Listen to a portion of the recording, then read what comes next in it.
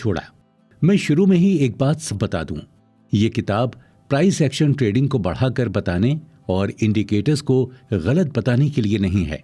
ये सिर्फ price action trading के बारे में गहराई से बताने के लिए है, जो प्राइस वॉल्यूम रिलेशनशिप को देखने की यूनिक सोच है और कैसे हम इससे फुल टाइम ट्रेडिंग शुरू कर सकते हैं। मेरा एक अजीब दोस्त था जिसने अपनी जिंदगी और प्रोफेशन में बहुत ही अनोखी चीजें की हैं। वो इंजीनियरिंग में मेरे साथ पढ़ता था और मैं उसे 20 सालों से जानता था। वो कॉलेज के दिनों में लापता हो जाता था, हॉलीडेज पर काम करता था और फिर अचानक एग्जाम से एक दिन पहले वापस आकर अपने खास दोस्तों से उस सब्जेक्ट के नोट्स की भीख मांगता था। लेकिन फिर भी वो सभी सेमेस्टर्स में टॉप 5 में जगह बना लेता था।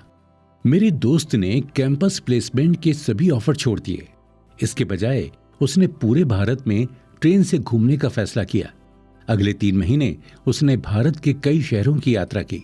जब वो वापस आया तब हम में से लगभग सभी ने किसी न किसी आईटी कंपनी में जॉब करना शुरू कर दिया था। ट्रेडिशनल रूट से शुरू करने के बजाय उसने बीपीओ के कॉल सेंटर से जॉब करना शुरू किया। 2 साल तक बीपीओ कॉल सेंटर में रात की नौकरी के बाद वो आईटी में जॉब करना चाहता था। हम सबने उसे मना किया और कहा कि आईटी में जाने के लिए अब बहुत देर हो चुकी है। पर उसे एक छोटी आईटी कंपनी में डेवलपमेंट का रोल मिल गया। शुरू में उसे इंटरव्यू में रिजेक्ट कर दिया गया था, लेकिन उसने इंटरव्यू पैनल से 2 सवाल पूछे थे। मुझे कॉल सेंटर का कोई एक्सपीरियंस नहीं था, लेकिन फिर भी मुझे अपनी प्रेजेंट कंपनी में employee of the year award मिला।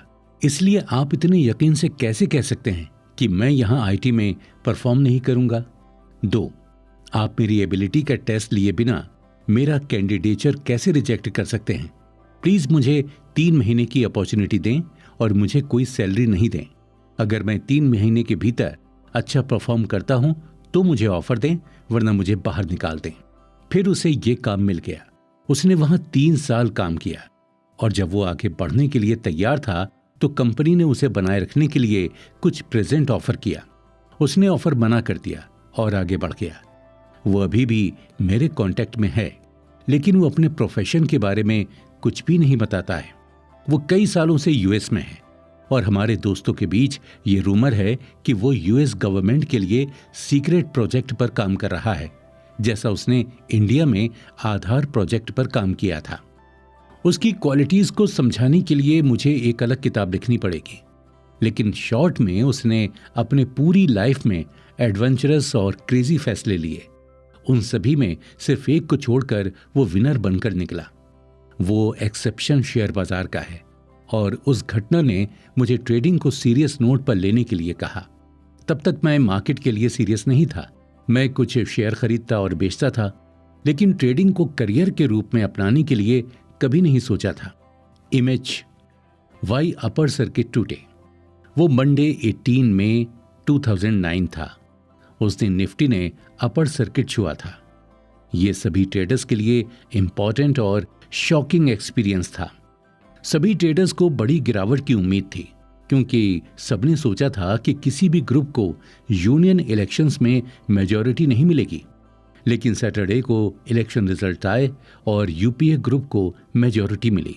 लोगों को आगे और गिरावट की उम्मीद थी, क्योंकि बहुत लोगों ने सोचा कि यूपीए ग्रुप मार्केट के लिए फेवरेबल नहीं है।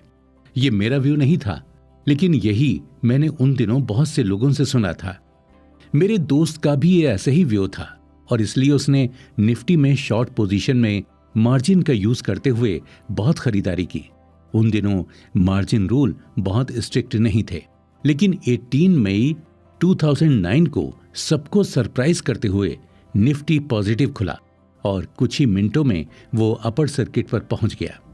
मुझे इस मूव पर विश्वास नहीं हो रहा था और मैं ये गिन ही नहीं पाया कि मेरे दोस्त ने कितना पैसा खो दिया था। मैंने उसे फोन करने की कोशिश की, लेकिन उसने कोई रिस्पॉन्स नहीं दिया। 1 हफ्ते के बाद वो दिखाई दिया और उसने बताया कि उसने कितना पैसा गंवाया था।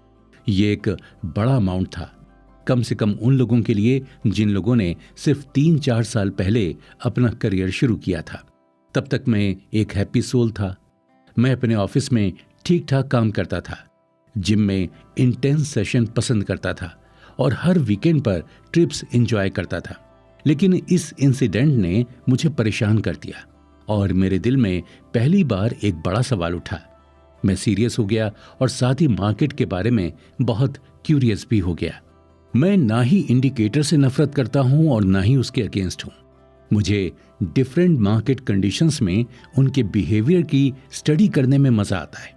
इंडिकेटर्स बिगिनर्स की मदद करते हैं क्योंकि वो उनकी ट्रेडिंग में कुछ डिसिप्लिन लाते हैं, वरना वो 1-2 दिनों में ही बहुत सारा ट्रेड कर लेंगे और अपना सारा पैसा खो देंगे। इसके अलावा ये एल्गो ट्रेडर को अपने ट्रेडिंग सिस्टम में कुछ रूल बनाने में मदद करते हैं, लेकिन मैं उनमें से किसी को भी अपनी ट्रेडिंग में यूज नहीं करता हूं क्योंकि वो मेरे लिए जरूरी नहीं है। मैंने कुछ सक्सेसफुल ट्रेडर्स को देखा है जो सिर्फ प्राइस एक्शन ट्रेडिंग का यूज करते हैं। मैंने कुछ ऐसे सक्सेसफुल ट्रेडर को भी देखा है जो अपनी ट्रेडिंग सिस्टम में सिर्फ 1-2 इंडिकेटर का यूज करते हैं। लेकिन मैंने ऐसे कई ट्रेडर्स को देखा है जो नेकेड प्राइस एक्शन ट्रेडिंग से भी और इंडिकेटर से भी मनी लॉस कर देते हैं। इसलिए प्राइस एक्शन ट्रेडिंग और इंडिकेटर्स पर डिबेट करना समय की बर्बादी है। मेरा सजेशन है जो आपकी पर्सनैलिटी को सूट करता है उसे चुन लें। ये किताब प्राइस एक्शन ट्रेडिंग के बारे में डिटेल में जानकारी देती है और उस रूट पर चलने की समझ देती है। आगे वो रीजंस दिए गए हैं जिनकी वजह से मैंने टेक्निकल इंडिकेटर्स छोड़ दिए। इंडिकेटर्स प्राइस डिक्टेट नहीं करते। मुझे लोगों के लिए दुख होता है जब वो इस तरह के क्वेश्चंस लेकर आते हैं। XYZ स्टॉक के लिए RSI 30 पर है जो एक ओवरसोल्ड जोन है। क्या मैं अब XYZ खरीद सकता हूं? या ABCD स्टॉक 200 DMA पर है इसलिए ये गिर नहीं सकता है। क्या मैं कुछ पोजीशन इकट्ठा कर सकता हूं? उनका सवाल ही उनकी अनडिसाइडनेस की ओर इशारा करता है। वो प्राइस के शॉर्ट मूवमेंट को बताते हैं, चाहे कारण RSI या DMA लेवल्स हो, लेकिन वो उसे खरीदने के लिए सजेशंस भी ढूंढ रहे हैं जो कि अजीब है ना? प्राइस न जानता है न परवाह करता है कि RSI ओवरसोल्ड जोन में है या 200 DMA के करीब है। ये एफिशिएंटली वही करता है जो उसे करना हो। अगर प्राइस और गिरता है तो RSI लेवल भी और गिर जाएगा, लेकिन धीमे रेट से, और मूविंग एवरेज धीरे से नीचे गिरना शुरू हो जाएगा।